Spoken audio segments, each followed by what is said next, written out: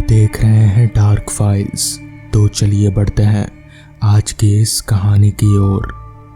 सुहावने मौसम में कॉलेज के कुछ लड़के लड़कियों का ग्रुप मौज मस्ती और पिकनिक के लिए मंडला के पास के जंगलों की ओर निकल गया। खूबसूरत जंगल, दिन के उजाले में चहचहाते पक्षियों की आवाज़, ऊंचे ऊंचे पेड़, सुंदर पहाड़ियों को देखते देखते ग्रुप जंगल में आगे बढ़ता जा रहा था। उनका प्रोग्राम कुछ मौज मस्ती करने के बाद वहीं जंगल में लंच करके शाम होने से पहले हॉस्टल वापसी का था। ग्रुप में 4 लड़के और 3 लड़कियां थे और तवेरा गाड़ी का ड्राइवर, भूरा नाम का लड़का जिसकी वो गाड़ी थी, और ये ग्रुप उसे मंडला से ही हायर करके लाए थे। बड़े बड़े मोबाइल में लगे कैमरों से तस्वीरें लेते घूमते फिरते समय का पता ही नहीं चल रहा था। ग्रुप के लड़कों ने वहीं जंगल में एक समतल जगह देखकर लकड़ियां इकट्ठा कर आग जला ली और फिर मौज मस्ती का दौर शुरू हो गया। कुछ बियर की बोतलें भी साथ थीं और गाने बजाने के भी साधन मौजूद थे। कुल मिलाकर आजकल के यूथ के लिए एक आइडियल पिकनिक चल रहे थे। तभी कुछ ग्रामीण महिलाएं जो जंगल में लकड़ी चुनने के लिए आई होंगी वहां से निकली। उनकी नज़र उस ग्रुप पर पड़ते ही उन्होंने भूरा और लड़कों को पास बुलाकर कहा कि यहाँ ज़्यादा देर तक जंगल में रुकना ठीक नहीं है, क्योंकि जंगल में चीते और तेंदुए हैं जो अक्सर दिखते रहते हैं। सभी ने सहमत होते हुए शाम से पहले ही वापस जाने का आश्वासन दिया और फिर से पार्टी में लग गए। पार्टी करते करते शाम के 5 बजे का समय हो गया और सब वापस चलने को हुए। सब गाड़ी में बैठकर गाने गा रहे थे, मस्ती कर रहे थे और साथ में पी भी रहे थे। उनमें से एक लड़के जिसका नाम राहुल था, उसने भूरा को भी बियर ऑफर की, पर भूरा जो कि निहायत ही जिम्मेदार बंदा था, उसने लेने से मना कर दिया और कहा कि जब तक वो सबको वापस हॉस्टल नहीं पहुंचा देता वो तब तक नहीं पी सकता। फिर सबने चलने का मूड बनाया और भूरा से वापस चलने को कहा। भूरा ने जैसे ही गाड़ी स्टार्ट की वैसे ही तेज आवाज़ हुई और गाड़ी बंद हो गई। दोबारा स्टार्ट करने की कोशिश की गई। इस बार तो गाड़ी ने कोई आवाज़ भी नहीं की और गाड़ी चालू भी नहीं हुई। सब मिलकर भूरा को चिल्लाने लगे। उसके बाद भूरा ने उनको डांट कर कहा, शायद गाड़ी की बैटरी खराब हो गई है, जिस कारण गाड़ी शुरू नहीं हो रही। इस सब के बीच में अंधेरा भी होने लगा था, जिस कारण सभी हैरान परेशान होने लगे। भूरा लगातार गाड़ी चालू करने की कोशिश कर रहा था, पर गाड़ी चालू होने का नाम नहीं ले रहे थे। तभी 2 आदमी जो सर पर लकड़ी का गट्ठा लिए हुए थे वहां से गुजरे और उनके पास आते ही बोले, तुम लोग अभी तक यहाँ क्या कर रहे हो? तुमको मालूम नहीं है रात को यहाँ शेर, चीते, जंगली जानवर और वो आदमी कुछ बोलने ही वाला था कि दूसरे आदमी ने उसे रोक दिया और वो दोनों वहां से निकल लिए। और जब तक भूरा उन्हें अपनी परेशानी बताता वो लोग जल्दी जल्दी आगे बढ़ गए। अब उनमें से कुछ को डर लगने लगा और कुछ अब भी मस्ती के मूड में ही थे। फिर भूरा ने उनको गाड़ी में धक्का लगाने को कहा। लड़कियां गाड़ी में ही बैठी रहीं और लड़के मिलकर धक्का लगाने लगे, पर गाड़ी को स्टार्ट ना होना था तो वो ना हुई। भूरा परेशान हो गया। अब किसी को समझ नहीं आ रहा था कि क्या किया जाए। अंधेरा गहराता जा रहा था और गाड़ी चालू होने का नाम नहीं ले रहे थे। जंगल के पास का गांव भी कम से कम 15 से 18 किलोमीटर दूर था।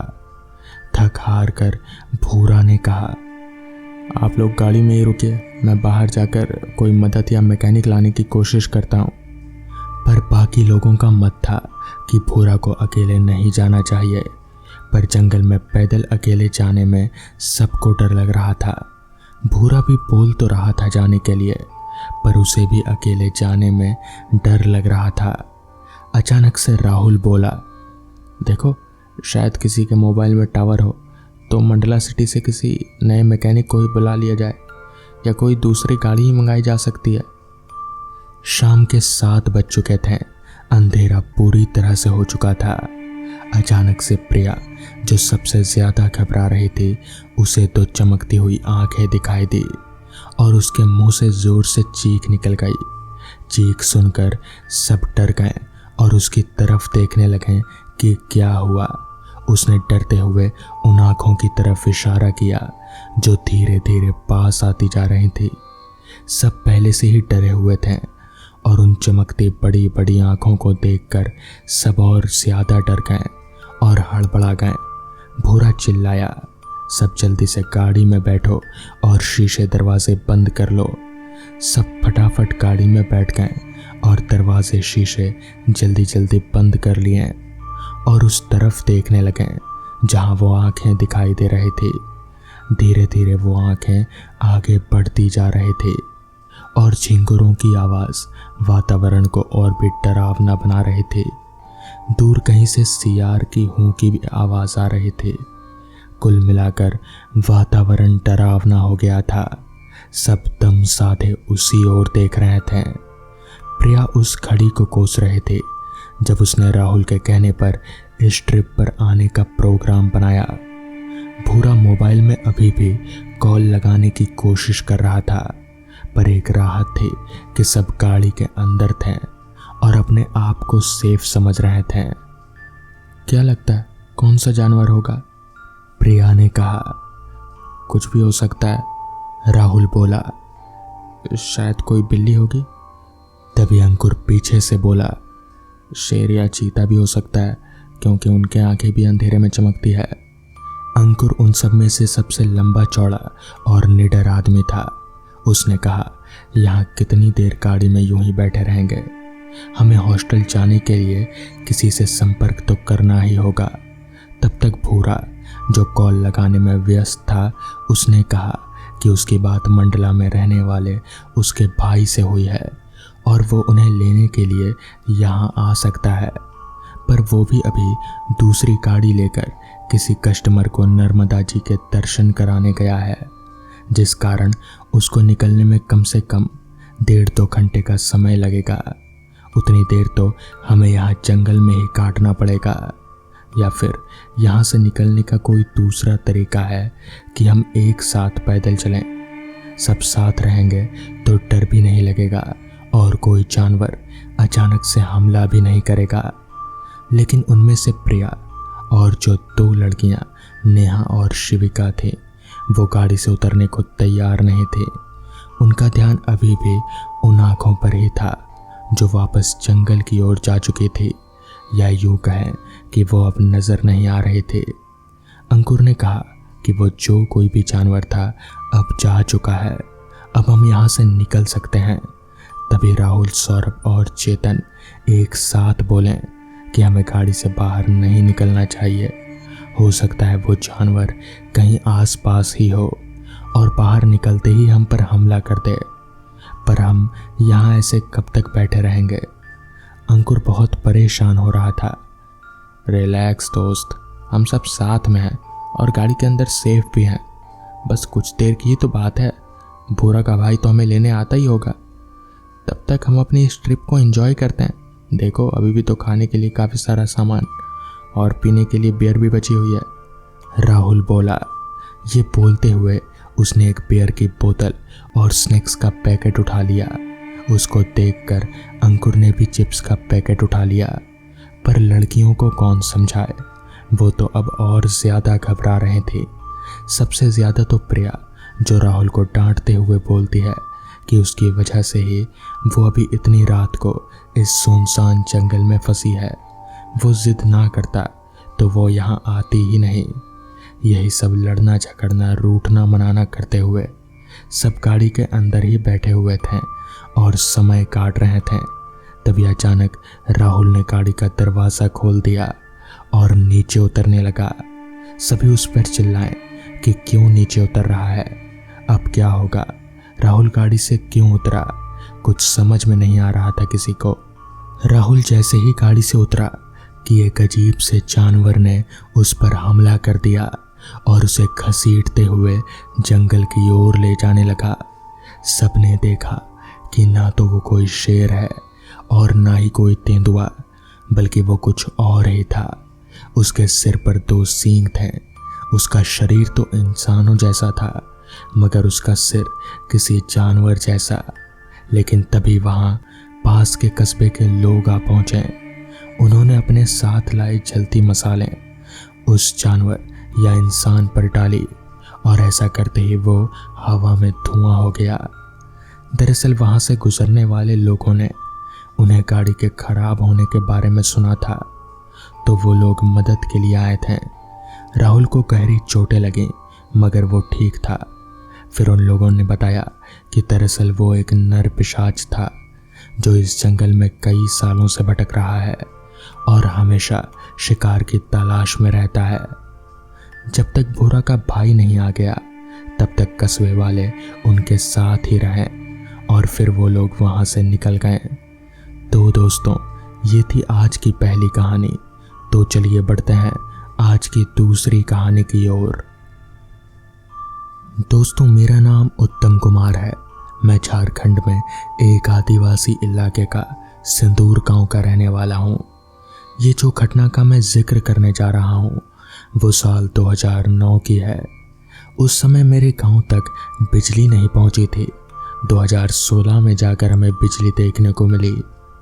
उससे पहले मेरे गांव में रात को घनघोर अंधेरा छा जाता था। शाम को अंधेरा होते ही बहुत कम लोग बाहर देखने को मिलते थे। मेरा गांव थोड़ा नक्सली इलाके में भी आता है, इसलिए भी शाम होते ही सब घरों में घुस जाते थे। घटना बरसात के दिनों की है। एक दिन मैं साइकिल से कुछ सामान खरीदने एक छोटा सा मार्केट गया था, जो कि लगभग 9 से 10 किलोमीटर दूर है मेरे घर से। सामान खरीदते खरीदते पता ही नहीं चला कि कब अंधेरा हो गया। अंधेरा होते ही बारिश भी शुरू हो गई। ऐसी बारिश जो कि रुकने का नाम नहीं ले रहे थे।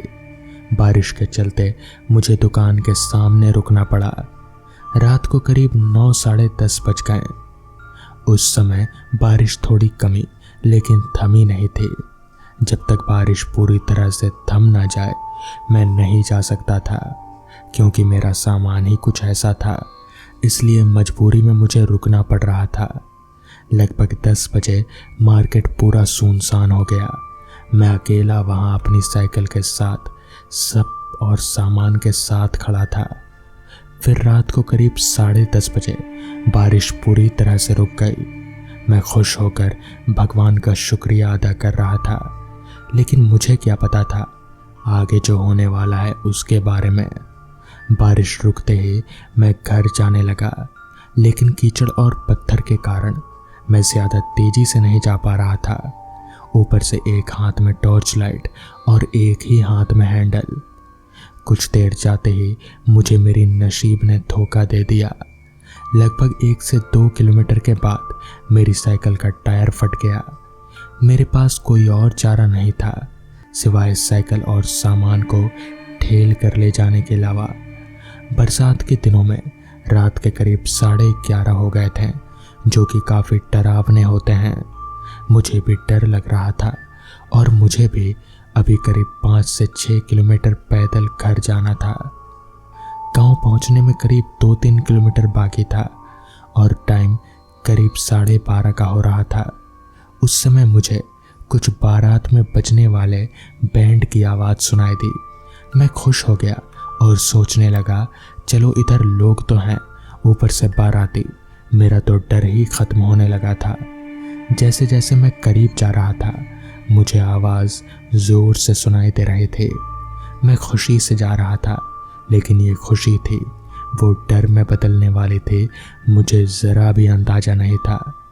जैसे ही मैंने करीब पहुंचा, जो मैंने देखा उसे देखकर मेरे पैरों तले की ज़मीन खिसक गई।